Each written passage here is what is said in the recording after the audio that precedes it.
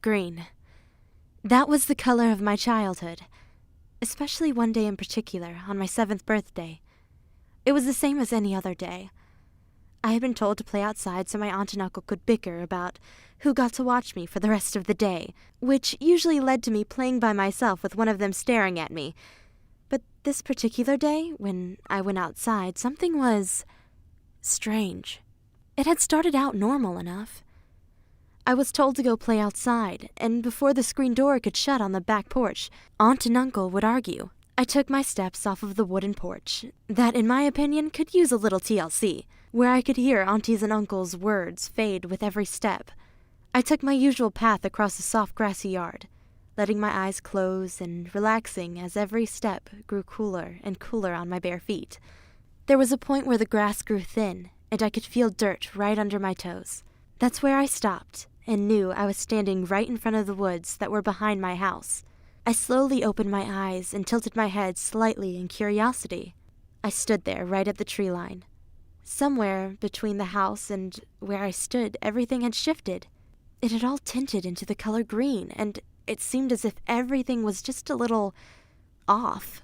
A figure seemed to move further away from me behind the trees.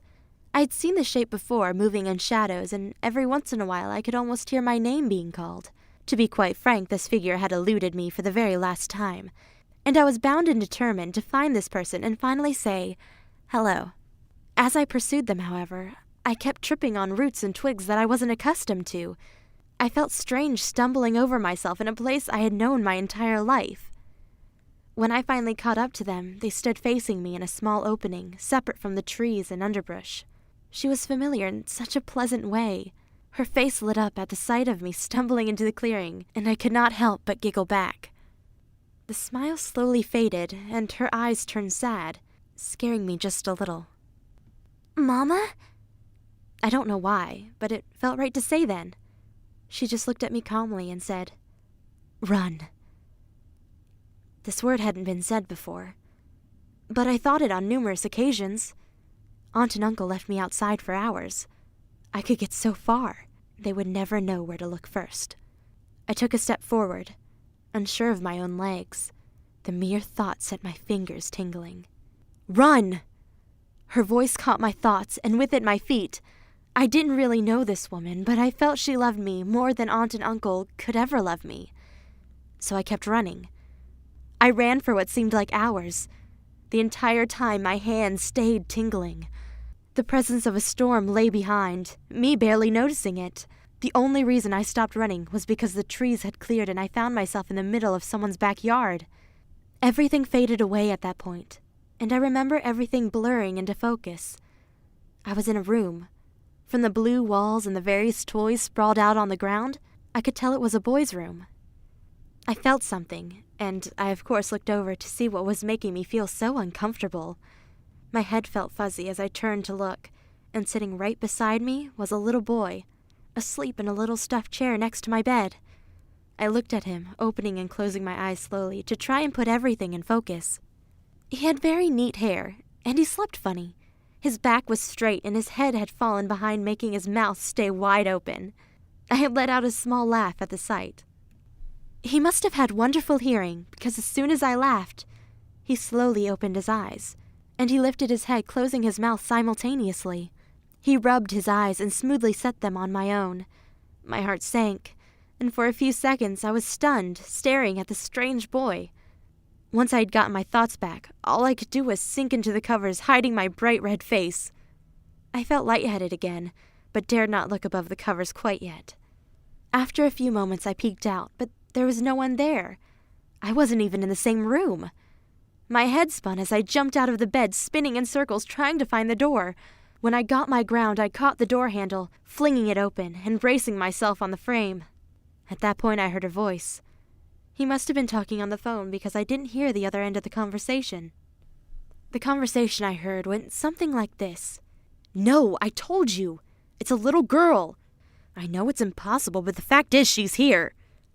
I don't care if there hasn't been a report of a missing person. I'm not making this up. I'm telling you it's the truth. Yes, well, that happened as well. But you guys got here so slow, so you missed them.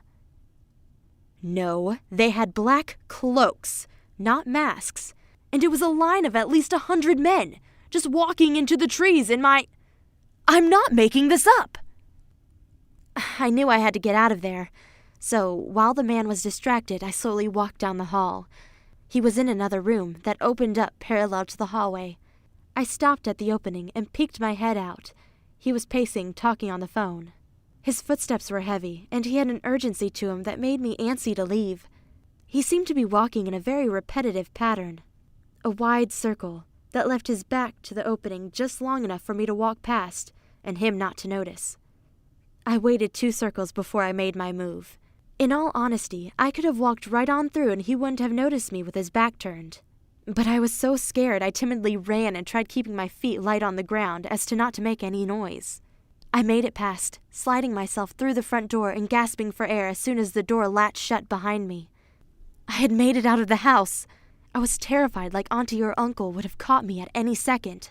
It was still bright outside, but the ground was wet and the air smelt of rain. I tried to get my bearing on which direction I wanted to go. It was so blurry at that point.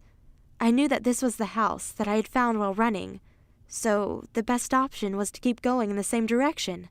But I didn't want to go near a town, or be at risk of anyone finding me. I was so scared. My hands started tingling again, and for a moment I felt lighter. I let my eyes shut, and the image of that woman passed through my head, and I knew I had to listen. Run was the only thing I was getting from her. When I opened my eyes, I was doing just that. I was running. I don't even know which way I had chosen, but it felt right. I was in the woods again, passing houses every once in a while. Some were empty and closed up, while others had families in them. Some even playing outside. Every once in a while, someone would approach. If it were a child or an adult, they all seemed to look at me the same way. They all tried to help. The kids would play with me, and the adults would find things for me to do. I don't know how long it was before I stopped running, going to various houses, staying for a day, a week. I don't know. I just knew I couldn't stay long. But the loneliness in my heart started growing, and I felt myself extending my stay. I learned fast not to disobey the voice in the back of my head that told me when it was the right time to leave. For one day I did just that. I disobeyed. I couldn't help myself. I just wanted to stay. And they seemed like they wanted me as well. However, one morning I woke up to talking and muttering of the people that I had chosen to stay with this week, and I was terrified to hear them talking with something that seemed otherworldly. His voice drew you in, and when the voice in my head started screaming, I knew that was a terrible decision on my part to stay. I peeked into the room where they were talking. I had a glimpse of him. His hair was silver, long and straight. He glanced over at me, and his yellow snake eyes became wide, and his smile stretched across his face eerily. He glanced over at me, and his yellow snake eyes became wide, and his smile stretched across his face eerily. I didn't stay for him to walk towards me. I just started running again. The sun was going down now. I still hadn't stopped running. My feet wouldn't let me. I still felt that smile right behind me, and I knew I had to go just a little further. As soon as the thought crossed my mind to stop, something hit me hard. It wasn't anything too big, because I took it down with me.